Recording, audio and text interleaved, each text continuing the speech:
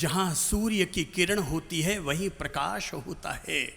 जहां सूर्य की किरण होती है वहीं प्रकाश होता है, और जहां प्रेम की भाषा होती है वहीं परिवार होता है। हमें अपने अपने परिवारों पर काम करना चाहिए। यहां जितने लोग बैठे हैं वे भी गंभीरता से लें मेरी बातों को, और जो दुनिया भर में हमें सुनेंगे लोग वे भी इस बात को गंभीरता से लें और ये देखें कि हम क्या करें जिससे हमारा परिवार एक संपूर्ण समाज बन सके, हमारा परिवार एक संपूर्ण संसार बन सके। मेरे प्रिय भाइयों और बहनों, जिस घर में लोग सुबह उठकर आपस में एक दूसरे को जादू की झप्पी देते हैं, एक दूसरे को आपस में गले लगाते हैं, उनकी सुबह सुबह नहीं होती, उनकी सुबह भी होली का त्योहार बन जाती है। और जिनके घर में दोपहर में सब लोग साथ में बैठकर एक साथ बैठकर खाना खाते हैं, उनकी दोपहर नहीं होती, उनकी दोपहर भी आखा तीज का त्योहार बन जाती है। और जिनके घरों में लोग रात को सोने से पहले अपने बुजुर्गों की सेवा करके सोते हैं, उनकी रातें नहीं होती, उनकी रातें भी दीपावली का दीप बन जाती है। काम तो अपने आप पर करना होता है। परिवार की खुशहाली के लिए अगर आप चाहते हैं कि हम सब लोगों का परिवार खुशहाल रहे, आनंदमय रहे, सुखमय रहे, तो हमें अब जो टिप्स दे रहा हूं इन्हें अपने जीवन के साथ जोड़ना चाहिए, ताकि आपका परिवार अच्छा है तो और अच्छा बन सके, और अगर कहीं खराबी है तो उसकी रिपेयरिंग भी हो सके। कार में भी तो खराबी आ जाती है, तो परिवार भी तो एक कार ही है कि जो हमें आगे बढ़ाती है। भाई परिवार में अगर प्रेम रहेगा तो व्यापार में भी बढ़ोतरी होगी, परिवार में अगर प्रेम रहेगा तो मन में शांति भी रहेगी, परिवार में अगर प्रेम रहेगा तो खुशहाली बढ़ेगी, परिवार में अगर प्रेम रहेगा तो एक दूसरे के सुख दुख में काम भी आओगे। परिवार से ही अगर टूट गए तो और बर्थडे भी आ गया आपका, तो आपको हैप्पी बर्थडे करने वाला भी तो कौन बचेगा। इंसानों से इंसान की इज्जत होती है, परिवार से इंसान की इज्जत होती है। अकेला चना भाड़ नहीं भूंजता, एक से एक जुड़े रहोगे दो की ताकत रहेगी, एक से एक जुड़े रहोगे दो की ताकत रहेगी। माना तू एक है तेरे दो हाथ हैं, पर दो भाई साथ साथ रहोगे तो भाई दो हैं और हाथ चार हैं। यही इसी तरह से ताकत बढ़ती है। अगर दो भाई साथ रहोगे, एक भाई साथ रहोगे तो दो हाथ वाले कहलाओगे, पर दो भाई साथ रहोगे तो चार हाथ वाले नहीं बल्कि चार भुजानाथ बन जाओगे। क्या बन जाओगे? इसलिए आप इसे मामूली बात मत समझिएगा कि चंद्र प्रभु और ललित प्रभु एक हैं। लोग कई दफा कंफ्यूजन खड़ा कर देते हैं। लोगों की पता नहीं ये क्यों जानने की इच्छा रहती है कि साहब आप दोनों में बड़ा कौन है, आप दोनों में छोटा कौन है। हम कहते हैं भाई साहब हम दोनों एक साथ ही पैदा हुए हैं, हम दोनों एक साथ ही पैदा हुए हैं, केवल 3 साल का फर्क है। इसमें अब ये मत पूछो कि पहले कौन निकला और बाद में कौन निकला। हम दोनों एक हैं, एक जान हैं। शरीर भले दो हो पर हमारी आत्माएं तो क्या है, हमारी आत्माएं तो एक है। यहीं से ही प्रेम का पल्लवन होता है, यहीं से ही प्रेम का कल्प वृक्ष फलता है, जहां हम लोग अपने आप को अलग करने के नहीं बल्कि और कैसे हमारा प्रेम बढ़ सके, हम हमेशा यही जुगाड़ बिठाते रहते हैं। हम कभी ये नहीं सोचते कि हम कैसे अलग हो सके, हम हमेशा यही सोचते हैं हम कैसे और ज़्यादा अपना प्रेम बढ़ा सकते हैं। उसके लिए अगर किसी भी भाई को कोई कुर्बानी देने की ज़रूरत पड़े, कोई सेक्रीफाइस करने की ज़रूरत पड़े, तो दोनों भाई एक दूसरे के लिए तैयार रहते हैं। ना केवल दोनों भाई, माँ बाप ने अगर 5 संतानें पैदा की, भले हम संत बन गए तो क्या हुआ, पाँचों एक दूसरे के लिए कुर्बानी करने को तैयार रहते हैं। भाई इसी का नाम होता है परिवार, इसी का नाम होता है स्वर्ग, इसी का नाम होता है मोक्ष। परिवार को स्वर्णिम बनाने के लिए पहली टिप्स दूंगा आपकी, अपने घर में जिस शरबत को पीना चाहिए, जिस अमृत रस को सब लोगों को पीना चाहिए, और वो है हर परिवार में हर व्यक्ति लागू करे, और वो है सकारात्मक जीवन शैली। नंबर 1 पहला क्या है? सकारात्मक। सब बोलिए, नंबर 1 क्या है परिवार की खुशहाली के लिए? सकारात्मक जीवन शैली। घर के सब लोग अपने घर के वातावरण को, एटमॉस्फेयर को, माहौल को इतना अच्छा बनाएं कि आपका परिवार उसमें रहने में आनंद आए। कोई नया आदमी आ जाए तो भी वो वहाँ से खुशहाली लेकर के जाए, और किसी दूसरे को जाकर बोले, अपने परिवार में जाकर बोले जीवन जीना सीखना है तो उस परिवार में जाओ, वहाँ के लोग कितना सुंदर अपना जीवन जीते हैं। अच्छा होगा हर परिवार में आदत पड़े, सुबह जल्दी जगो। सकारात्मक जीवन शैली अपनाने के लिए सुबह जल्दी जगो। सूर्योदय से पहले तो हर व्यक्ति जग ही जाए। कभी ऐसा नहीं होना चाहिए जीवन में कि सूरज उग जाए तब भी आप सोए रहो, बल्कि हर दिन ऐसा होना चाहिए कि पूर्व दिशा में सूरज आए उससे पहले उसका वेलकम करने के लिए हम सब लोग तैयार मिलें और कहें कि आओ प्रभु, आओ पधारो, और हमारे घर को ऊर्जा से भरो, हमारे घर को फलेपा से भरो, हमारे घर को आप अपने द्वारा दिए जाने वाले भाग्य से भरो। सूर्योदय से पहले उठकर स्वागत करो। दुनिया में पूरी प्रकृति जग जाती है, सारी चिड़ियाएं, पंछी, पशु जग जाते हैं। ऐ मेरे भाइयों, ऐ मेरे मनुष्यों, अपने आप को पशु और पक्षी से तो नीचे मत गिरने दो। लोग तो पहले ब्रह्म मुहूर्त में उठते थे, अब हमने ब्रह्म भी छोड़ा, मुहूर्त भी छोड़ा।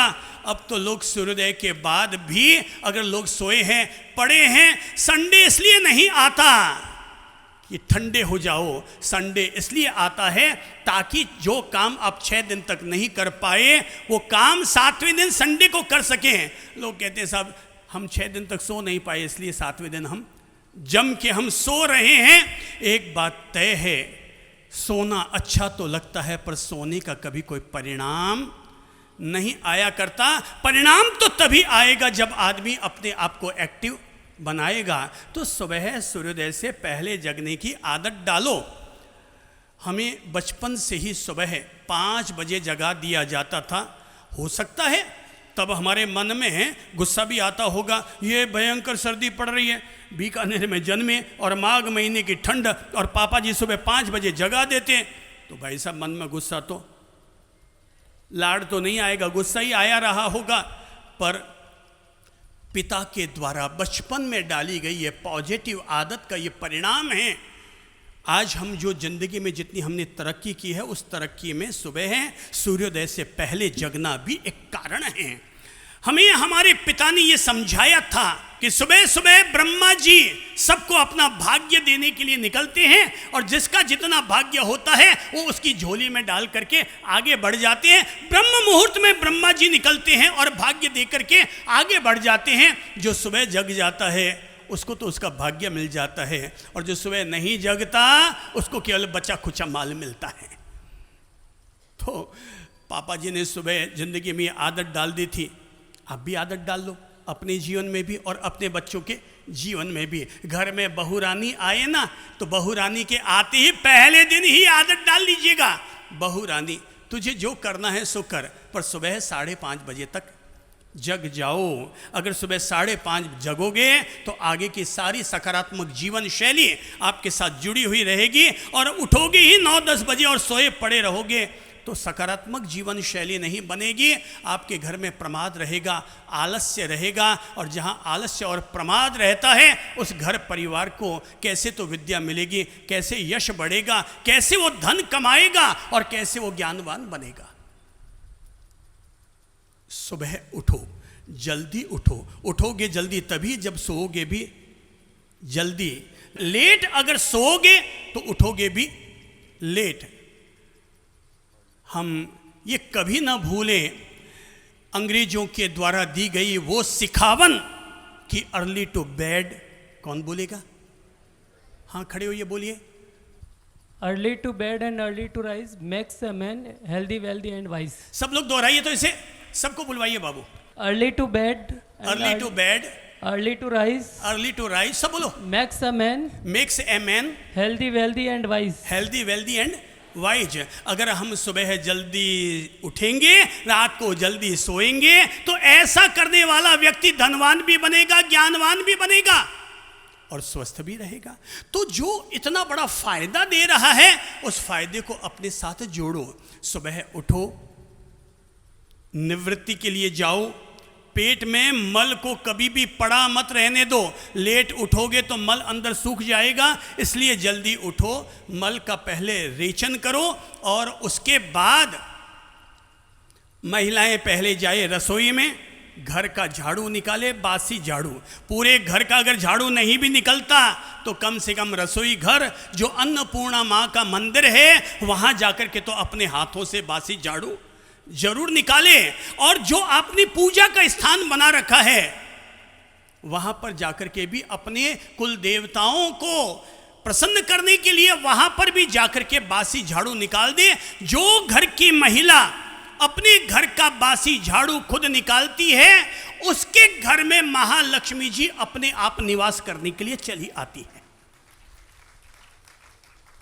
और जो लोग सोचते हैं कि मेरे घर का झाड़ू तो कोई नौकरानी निकालेगी, तो भाई साहब, झाड़ू निकालने से जो वास्तु दोष दूर हो रहा है, वो आपका दूर नहीं होगा, बल्कि उस झाड़ू निकालने वाली बाई का वास्तु दोष दूर होगा।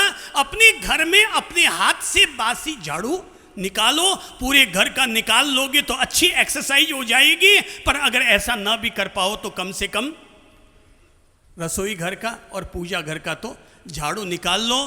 तो घर की माताओं और बहनों ने काम करना बंद कर दिया।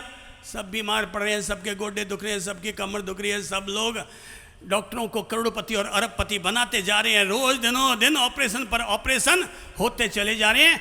मेरी प्यारी माताओं और बहनों, मेरी माँ ने मुझे दीक्षा लेने के बाद बताया था, मैंने अपनी माताजी महाराज से जीवन की कई चीज़ें जानी हैं, और उनमें से एक बात यह है कि माताजी महाराज ने मुझे बताया था कि बेटा, जब तेरा जन्म हुआ था तो तेरे जन्म से 5 मिनट पहले मैं फुलके बेल रही थी, और फुलके बेलते बेलते रोटी बनाते बनाते ही दर्द उठा, और 5 मिनट में साइड में जाकर के मैंने तुझे जन्म दे दिया।